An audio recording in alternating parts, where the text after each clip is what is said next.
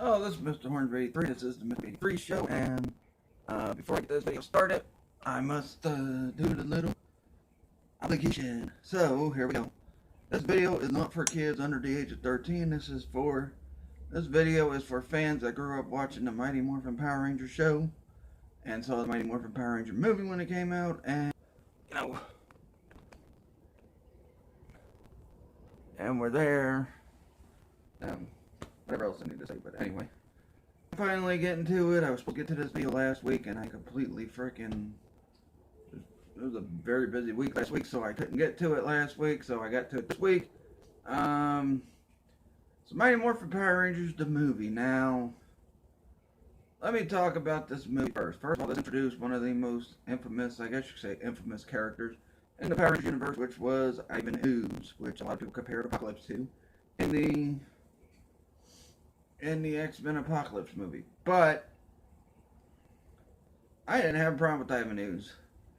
My problem, you know, as a kid, I loved this movie. I enjoyed it. I was like, yeah, this was the best movie ever, and all that. But as I got older and I watched it back again and that, I realized all the problems and issues this movie had. And one of the biggest things was, honestly, in my opinion, instead of making this a theatrical movie, what you could have did what the Sentai did and made it a big, 2-hour, big epic, hour-long episode of Mighty Morphin Power Rangers on Fox at the time.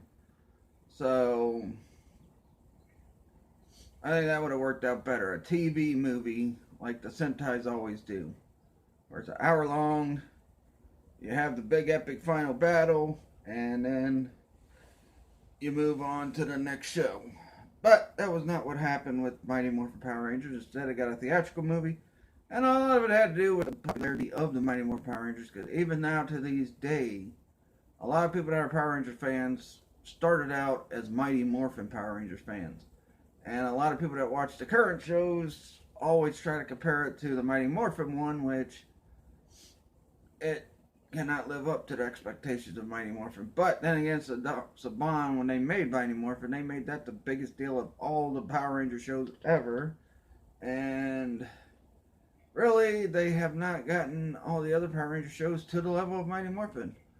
Now, I hear people, only Power Ranger fans, talk about how great Power Rangers in Space was, or Power Rangers The Lost Galaxy was, or, Dino Thunder, or some of the other shows. Those shows happened after Saban had sold the rights to Power Rangers until they got them back, which started with Samurai and ended with Ninja Steel, which Ninja Steel I heard was the biggest piece of trash show out of all the Power Ranger shows, and this is coming way after Samurai, coming like a couple years after they had did Mega Force.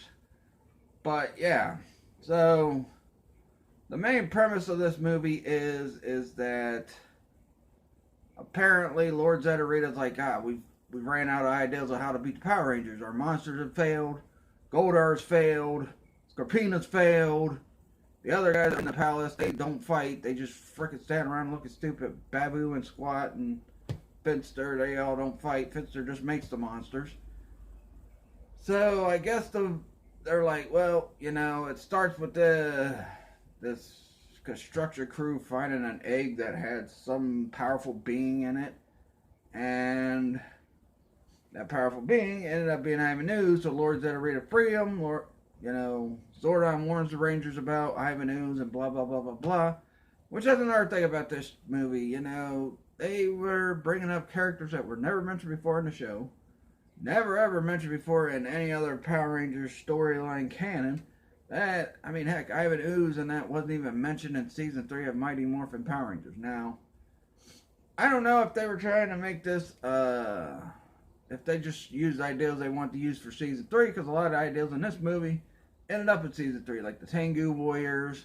Only the problem was Rito Brongum, which was Rita's brother. The Rangers get the ninja suits, and then they get these animal powers.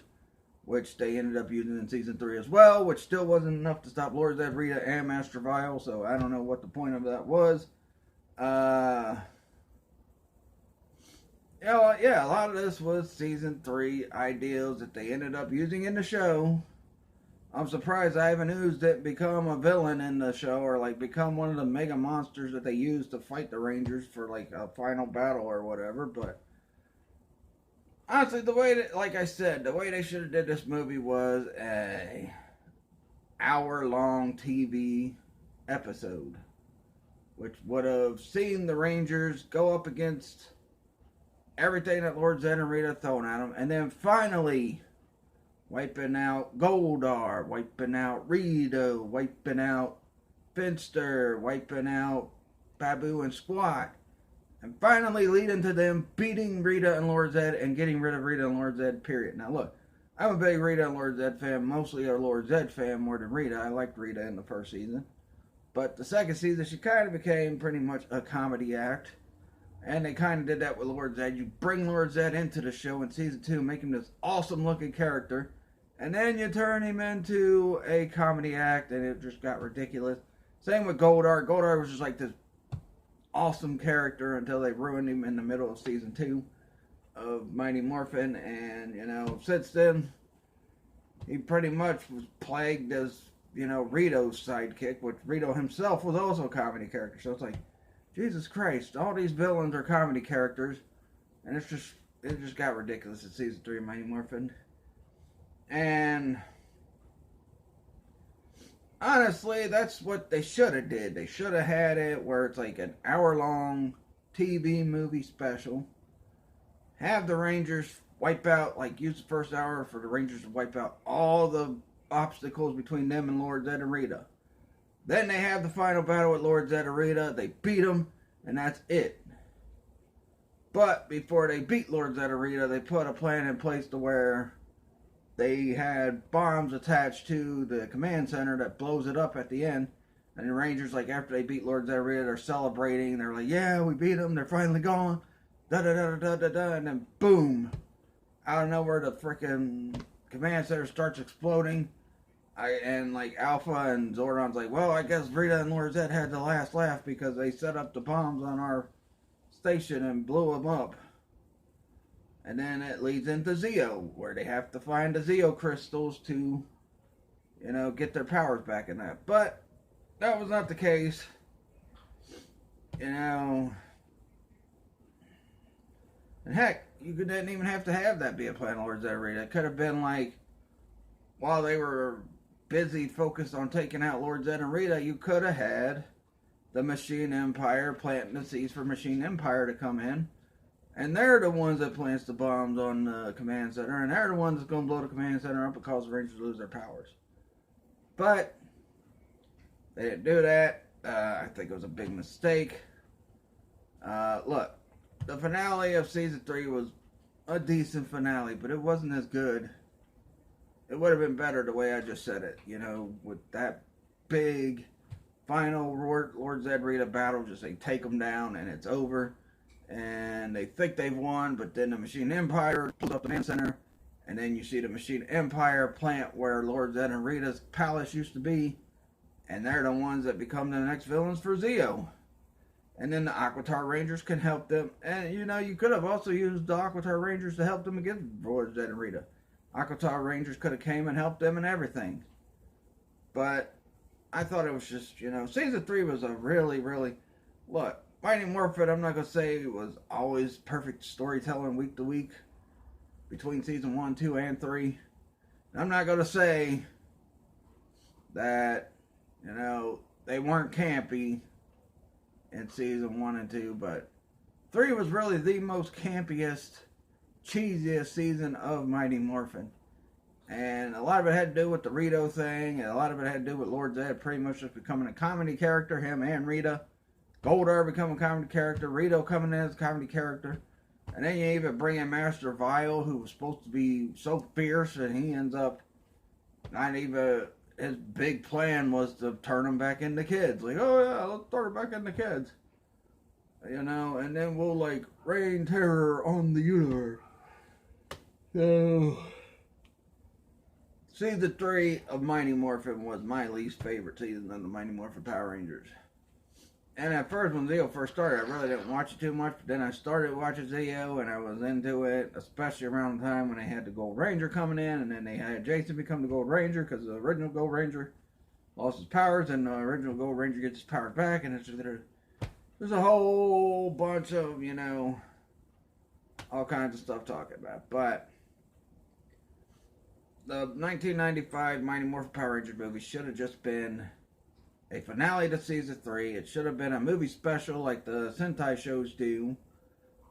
And I think it would have been better if they would have done that, especially with the whole idea I had of it being the focus of the Rangers finally taking down Lord Zed and Rita. Beating them, you know, and ending the reign of terror of Lord Zed and Rita. And then the Machine Empire comes in. But they didn't do that.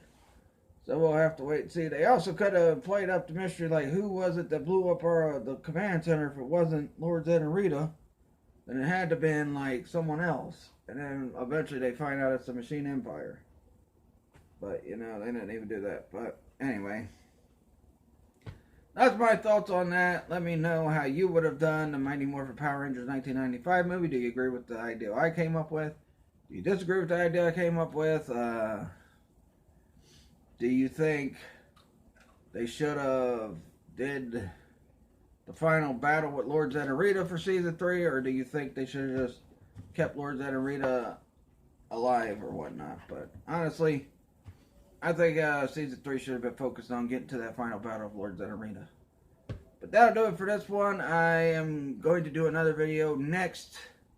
After I upload this one, I'm going to start my review of the Shaft movies, the 2000 Shaft movie starring Samuel L. Jackson, and in the recent 2019 Shaft movie starring Samuel L. Jackson.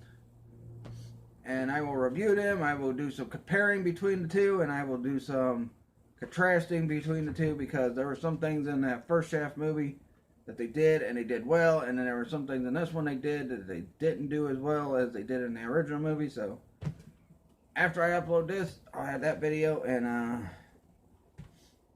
till then, catch you guys later, and peace out.